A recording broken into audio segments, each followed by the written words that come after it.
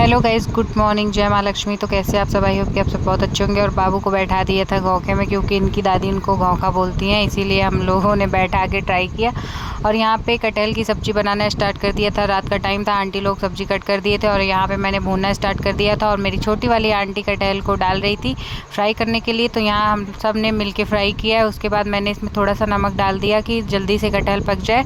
और लाइट ने दिया हमको धोखा, तो हमने सिलबट्टे पे पीस लिया प्याज और मसाले, उसको रेडी कर लिए। उसके बाद आंटी यहाँ थोड़ा सा फ्राई कर रही थी कटहल को, और फिर हम लोगों ने मसाला भूनना स्टार्ट कर दिया। और यहाँ पे मैंने डाले कुछ अपने सीक्रेट मसाले। सीक्रेट मसाले किसी के नहीं होते गाइज, यही सब मसाले उल्टे सीधे करके लोग बना देते हैं और किसी से पूछने पे बोलते हैं सीक्रेट मसाले हैं।